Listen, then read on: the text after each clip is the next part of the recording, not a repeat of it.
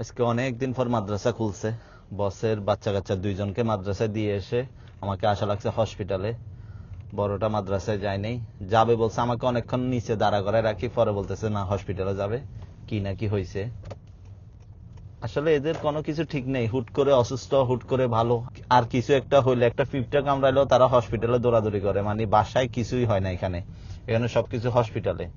আমি এমনিতে ভাবছিলাম মাদ্রাসা অনেকদিন পরে খুলছে, বাচ্চা কাচ্চাদেরকে মাদ্রাসায় দিয়ে এসে একটু ঘুমাবো, যাতে সবকিছু আগের মতো হয়ে যায়, টাইম টু টাইম হয়। বাট না, আজকে এলোমেলো হয়ে গেছে। এই যে দুইজনকে মাদ্রাসায় দিয়ে এসছি, আরেকজনকে নিয়ে হসপিটালে আসছি, ওর কতক্ষণ লাগে না লাগে ঠিক নাই। আবার ওই দুইজনেরও আজকে তাড়াতাড়ি শেষ হয়ে যাবে, প্রথম দিন অনেকদিন পরে মাদ্রাসা খুলছে। সো ওভারঅল আজকেও সবকিছু এলোমেলো হয়ে যাবে। আসছি যখন রিভন ভাইয়ের সাথে দেখা করতে পারি কিনা দেখি, উনার ওয়ার্কশপ হসপিটালের পাশেই। সো ফাইলে কতক্ষণ গল্প গুজব করা যাবে। আসলে অনেক সকাল, 7:30 বাজছে মাত্র। উনি এত সবরে ওয়ার্কশপ খুলবে না, ওয়ার্কশপের পিছনেই উনার বাসা, বাট এত সবরে খোলার কথা না।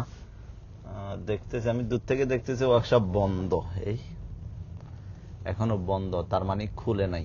সো বসে থেকে আসলে লাভ নাই। খুললে কিছুক্ষণ কথাবার্তা বলা যাইতো, ভাল লাগতো, বাট খুলে নাই যখন, তো কিছু করার নাই। দেখি ফোন একটা দিয়ে দেখি, যদি খুলে তো ভালো কথা, না হলে চলে যাবো হসপিটাল ওইখানে।